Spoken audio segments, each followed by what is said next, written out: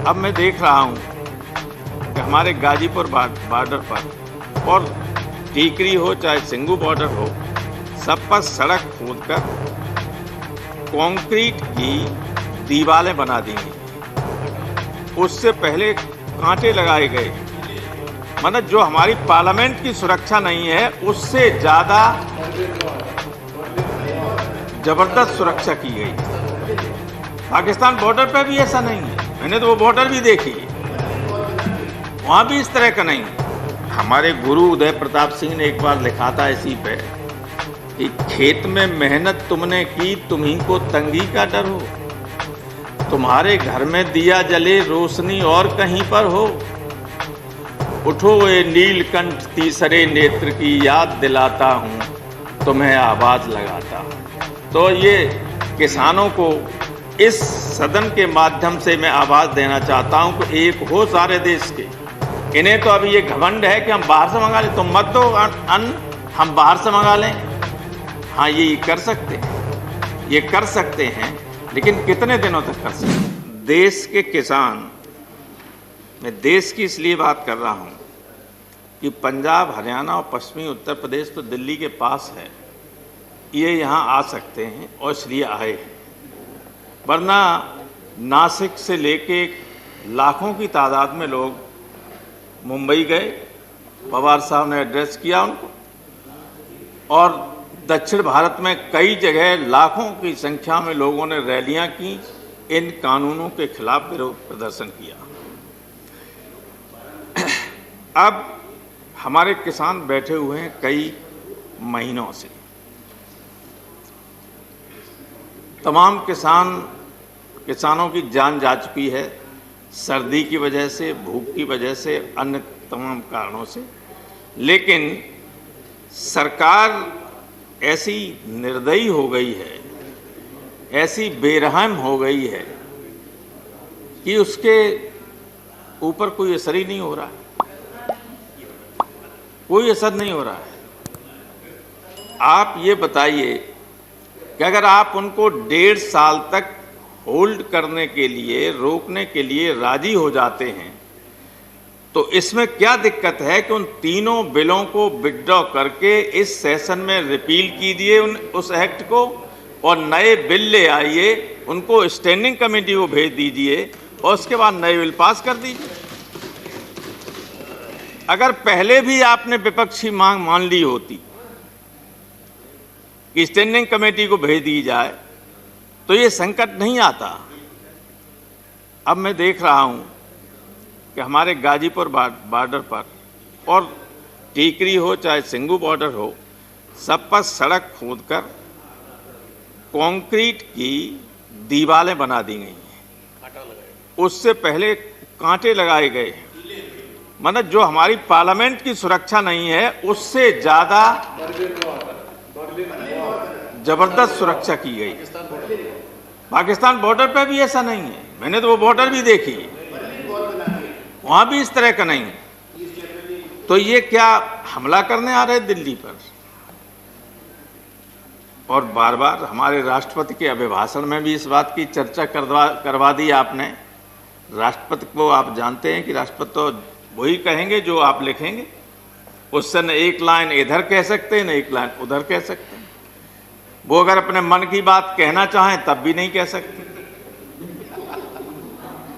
अब किसान अपनी मन की बात कहना चाहता है, इसलिए आया, क्योंकि वो अगर टेलीविजन और रेडियो पे उसकी बात आ नहीं सकती, इसलिए बैठा इसलिए है कि वो अपनी मन की बात आपको सुनाने आया है। आप तो अपनी बात सुना देते हैं सबको, कोई दिक्कत नहीं। तो जब और प्रश्न उठता ये है कि आया क्यों है? मेरा ये सवाल है कि आप कहते हैं कि किसानों के लिए कानून लाए, किसानों के लिए कानून लाए, किसान कहते हैं कि हमारे लिए कानून ठीक नहीं। जब उनके लिए ठीक नहीं, जिनके लिए लाए हो, तो आप क्यों जबरदस्ती उनके ऊपर लाद रहे हो कानून? वो कह रहे हैं कि हमारे लिए नुकसानदायक है, आप कह रहे हैं हम आपके लिए लाए।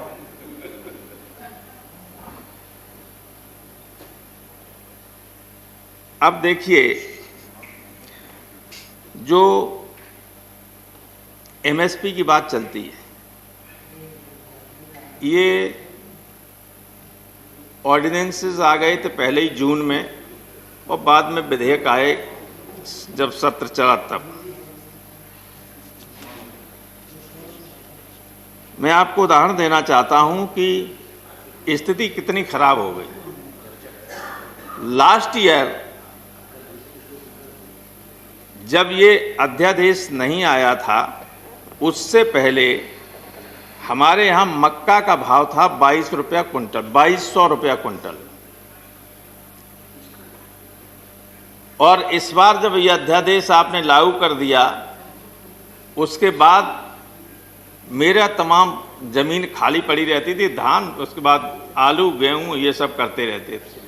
तो लड़के करते थे, उन्होंने कहा साहब मक्का 2200 रुपया कुंटल बिक रही है, अब कि मक्का कर दीजिए। मक्का की तो 1100 रुपया कुंटल बिक, 1100 रुपया कुंटल। और आपकी एमएसपी है सर, एमएसपी है हाइब्रिड की 2660 रुपया और सामान्य मक्का की 1860 रुपया। तब हमारी मक्का, मेरी कोशिश करने के बाद भी प्रशासन ने कहा कि हम नहीं खरीद पाएंगे, दलालों की तो खरीद लेंगे, लेकिन आम लोगों को आपके बिहार में तो स्थिति इससे भी ज्यादा खराब थी। आप पता करिए कि मक्का क्या हिसाब बिकी। तो एमएसपी के मिलने का कोई सवाल नहीं है। अब इसलिए नहीं कि आपने कहीं इस कानून में ये नहीं लिखा कि मंडियों के अलावा जो प्राइवेट मंडियां बनेंगी, और प्राइवेट बनेंगी क्या, हमें लगता है इन लोगों को कई साल पहले से पता था, बड़े लोगों को, ये ऐसे कानून आएंगे। आपके मध्य प्रदेश में कई जगह एक बड़े व्यापारी ने, जिसका नाम रोज लेते थे, मैं नहीं लेना चाहता हूं, लेकिन कई करोड़ टन चावल और गेहूं भरने के लिए, रखने के लिए गोदाम में बना ली। 4 साल से बन रही थी। दिग्विजय सिंह जी, माननीय दिग्विजय सिंह जी अच्छी तरह जानते हैं। अब जब उनके बगल में जो मंडियां होंगी, हमारी राज्य की मंडियां, वे चल जाएंगी क्या?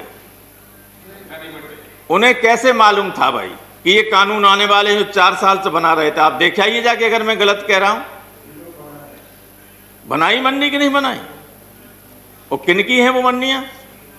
जिनके हवाई अड्डे हैं, कुछ दिनों बाद जिनकी रेलें भी हो जाएंगी, जिनके, अब देखिए, अब लखनऊ हम गए तो वह चौधरी चरण सिंह हवाई अड्डा है, लेकिन नाम लिखा हुआ है अडानी, लिखा है हर जगह, हर लखनऊ की हर सड़क पे उसके बॉर्डर लगा दिए गए, होर्डिंग।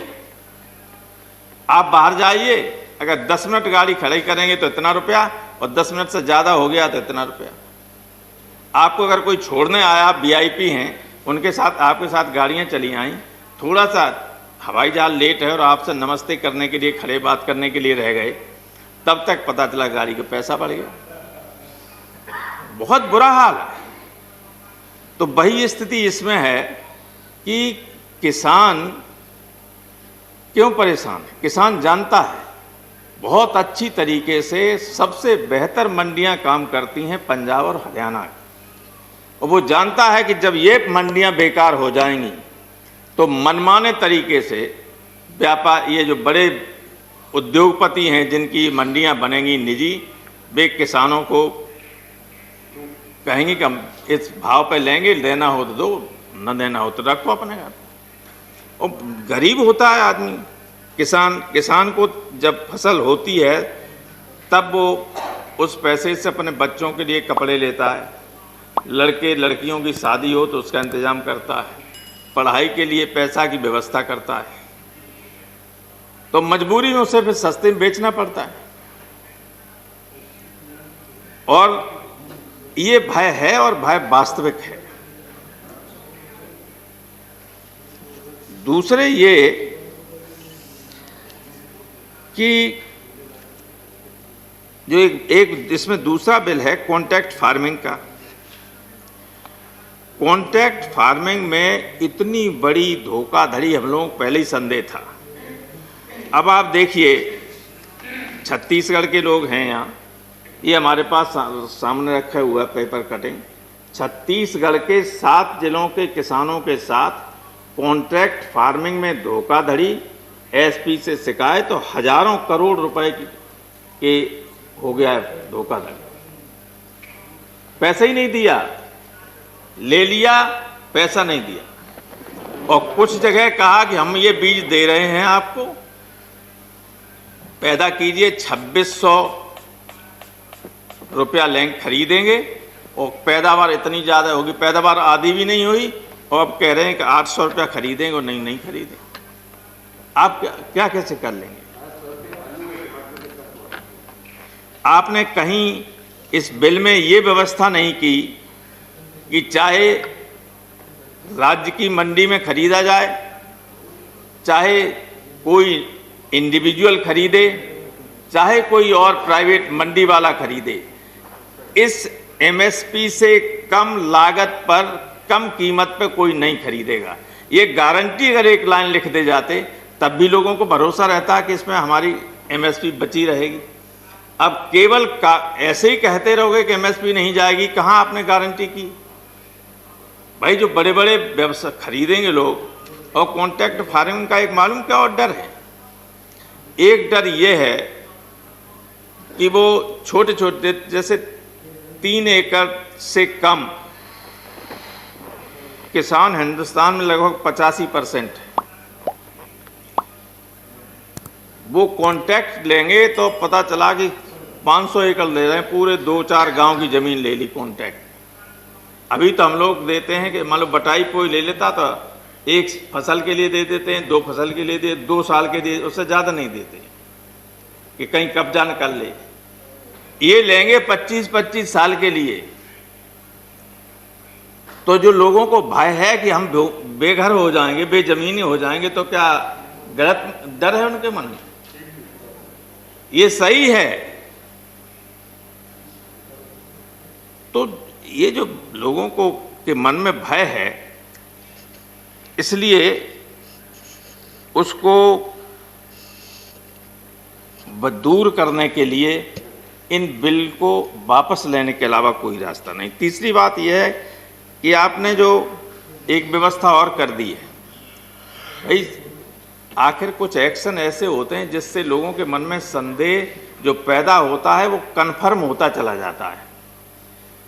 आपने व्यवस्था ये कर दी कि ये जिनसे जो मेन है, जैसे चावल है, धान है, गेहूं है, आलू है, और कुछ तिलहन है, दलहन है, ये एसेंशियल कमोडिटी के अंतर्गत नहीं आएंगे।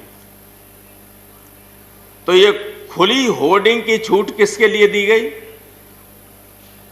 भाई गुलाम नबी आजाद तो कहीं भर नहीं देंगे जमीन खरीद के। कौन खरीदेगा? कौन होर्डिंग करेगा? ये बड़ी बड़ी मंडियां बन रही हैं, वो किस लिए बन रही हैं? जो बड़े बड़े गोदामें, बड़े पैमाने पर गोदामें बनाई जा रही हैं, वो किस लिए बनाई जा रही हैं? इसी होर्डिंग के लिए कि इसको होर्डिंग कर लें, और उसके बाद जब किसान के पास और व्यक्ति के पास न हो तब जितना चाहे उस रेट पर उसको बेचें। क्या नियंत्रण है आपका? सिर्फ उसमें ये लिखा कि युद्ध की स्थिति में या कोई और महामारी हो उस स्थिति में आप उनको ले सकते हैं, अन्यथा उन्हें छू नहीं सकते। चाहे जनता भूखी मरती रहे, लेकिन गोदामें भरी रहेंगी। जब अकाल पड़ा था एक बार बंगाल में, तो लाखों टन नीचे गोदामों में भरा था और हजारों आदमी ऊपर मर गया था। ये कहीं पढ़ा था मैंने, मरे थे लोग। तो इसलिए ये जो संदेह लोगों के मन में है, ये अनावश्यक नहीं है। और आपने आरोप लगा दिया कि विपक्ष ने किसानों को गुमराह कर दिया है। हर चीज में राजनीति करने की आवश्यकता नहीं है। जो सूरज के रोशनी की तरह साफ चीज हो, उसके लिए भी ये कहो कि ये तो भाई ऐसा नहीं ऐसा है, तो कौन मान लेगा उसको? आपने कहा कि किसानों ने गुमराह कर दिया। और एक चीज नहीं, हर चीज में। आपने कल देखा होगा, बाद में अधिकारियों को बैकफुट पे जाना पड़ा कि दिल्ली में सादरा पुलिस ने स्टील की लाठियां मंगाई। स्टील की लाठियां जब वो कुछ चैनलों ने दिखा दी तो अधिकारियों ने स्पष्टीकरण दिया कि हमें नहीं मालूम था, कुछ लोकल अधिकारियों ने बना दी थी, बाद में उनको विड्रॉ कर लिया गया। किसानों के लिए स्टील की लाठियां, कभी दुश्मनों के लिए बॉर्डर पे स्टील की नहीं जरूरत पड़ी, लाठी की जरूरत, लेकिन यहाँ स्टील की लाठी मंगा ली थी। तो क्या ये दुश्मन हैं जो देश को खिलाते हैं? पंजाब का एक शानदार इतिहास है, अतीत है, अतीत है। अगर पंजाब इतनी बड़े पैमाने, अब तो देश के दूसरे हिस्सों में भी बहुत बढ़िया खेती होने लगी, लेकिन एक स्थिति ऐसी थी जिसमें देश के बड़े हिस्से को खिलाने पिलाने का काम पंजाब करता था। देश की सीमाओं पर बड़े पैमाने पर उनके घरों से जाने वाले लड़के हैं। और मैं ये आप भी जानते हैं और हम सब जानते हैं कि जितने किसान परिवारों के लोग हैं, वे न केवल खेती पैदा करके लोगों के पेट भरने का काम करते हैं, बल्कि हमारी पुलिस और सेना में जो लोग हैं, बॉर्डर पर जो सीमाओं की रक्षा करते हैं, देश में जो लॉ एंड ऑर्डर को बनाए रखने का काम करते हैं, वे जवान भी इन्हीं किसानों के परिवारों से आते हैं।